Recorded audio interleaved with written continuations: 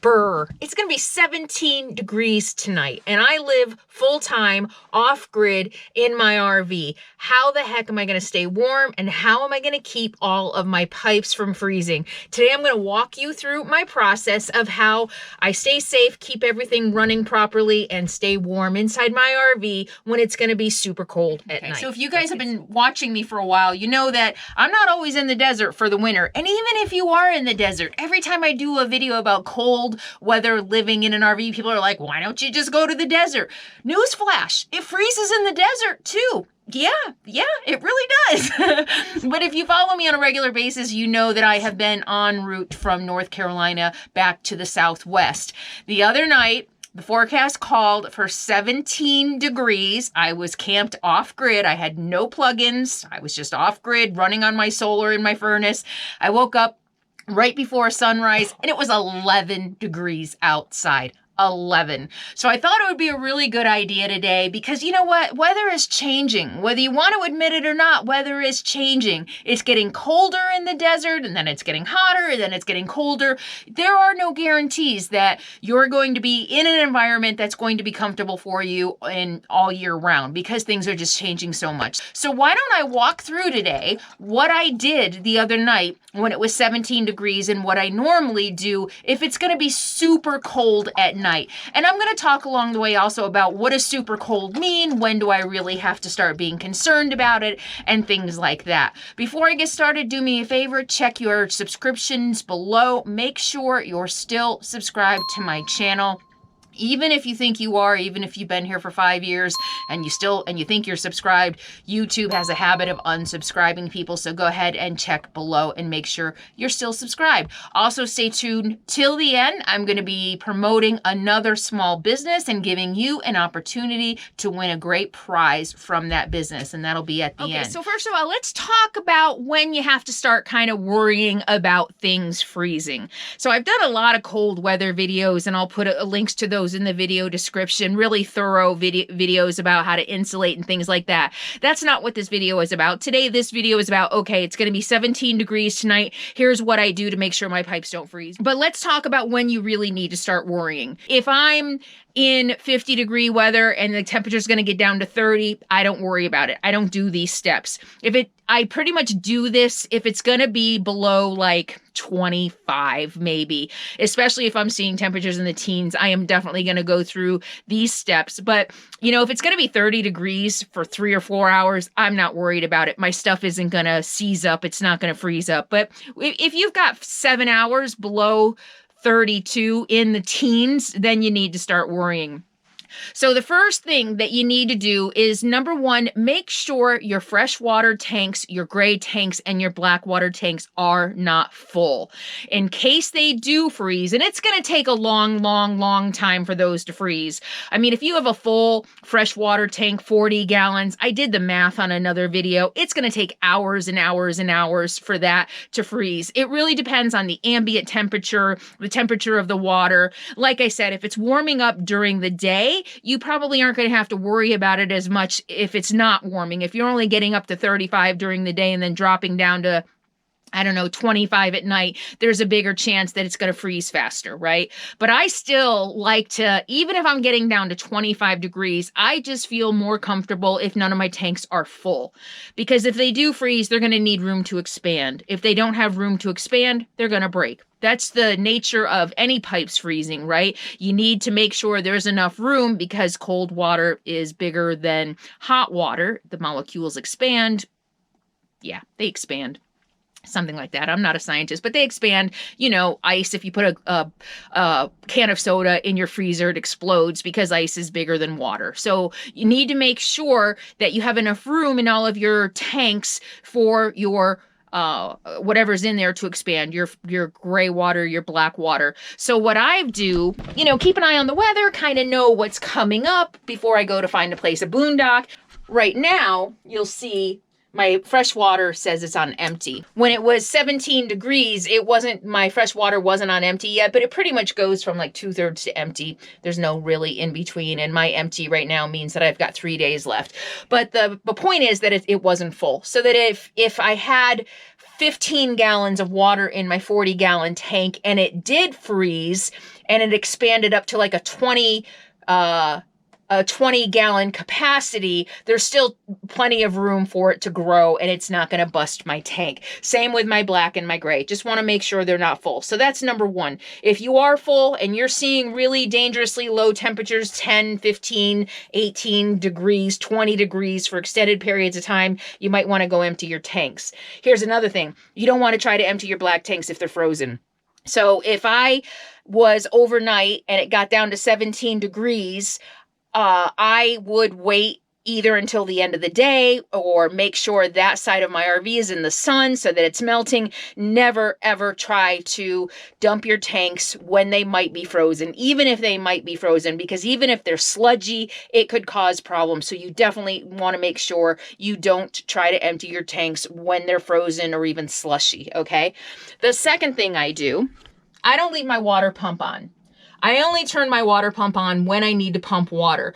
And if you've been living in an RV a while, you know that you turn on the pump, it runs for a while, and it basically loads the pump so that you've got water loaded in the pump to use when you need it without the pump running all the time. I'm not going to do it now because I know it's pretty low. So I leave my water pump off unless I need water, unless there's nothing coming out of my faucets. What I'm going to do before I go to bed on these super cold nights is I'm going to leave my pump off and I'm going to drain. Actually, before you do that, what you want to do is have a couple gallons of water in case you do freeze up in the morning.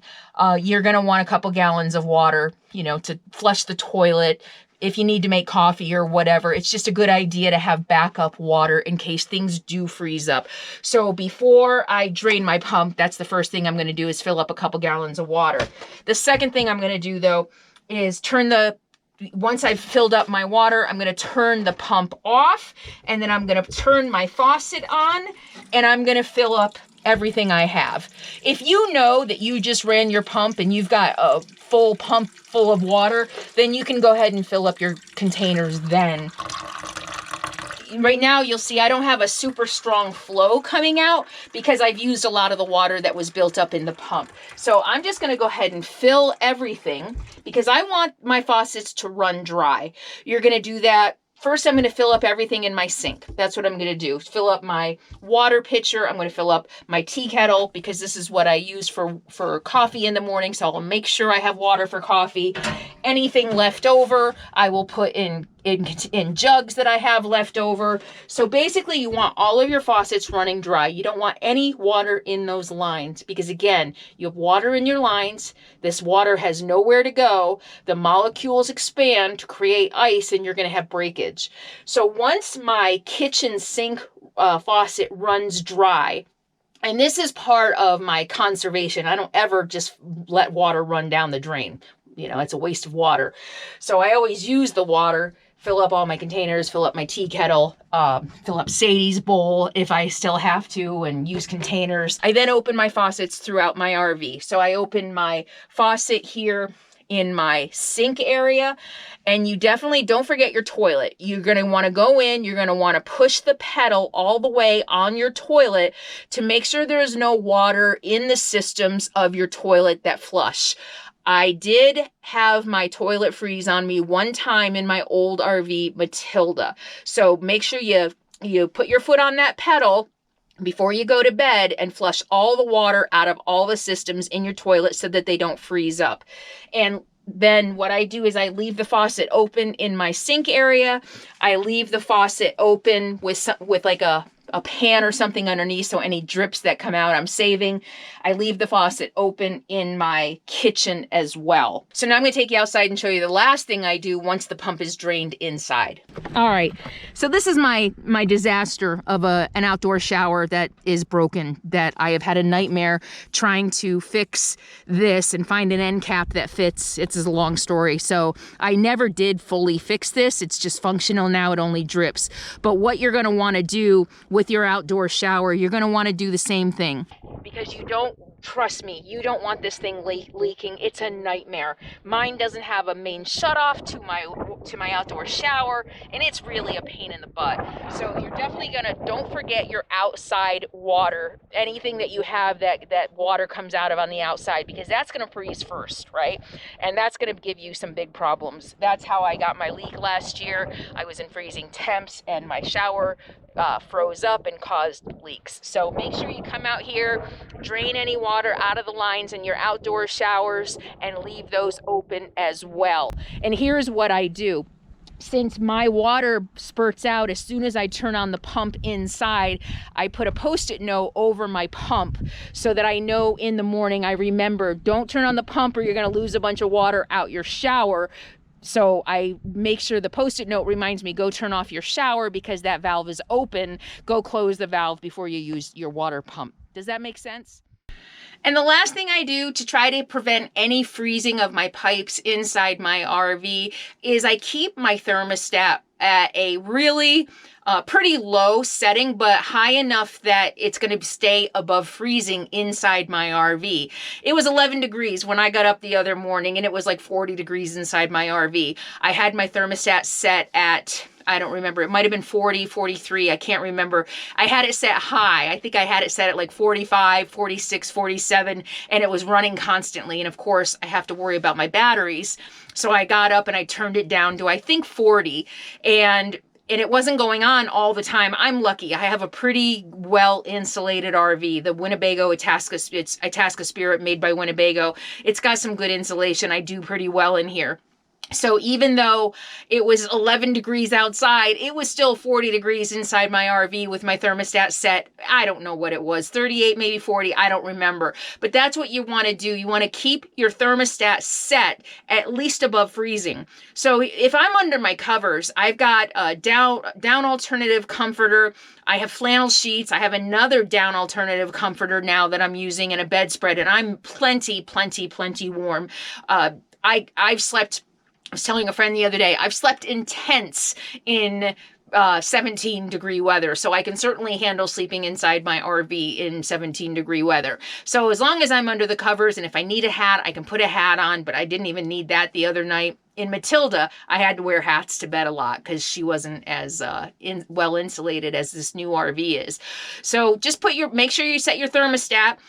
A lot of people like to open their cupboard doors so that the heat that you're generating from the furnace inside is heating up underneath your sink and the pipes and everything. But I kind of feel like that's not necessary since I'm draining all my pipes. You know, I'm draining the pipes. There's no water in them, so I don't really feel the need to have to keep those warm because that's the whole purpose of draining them, right?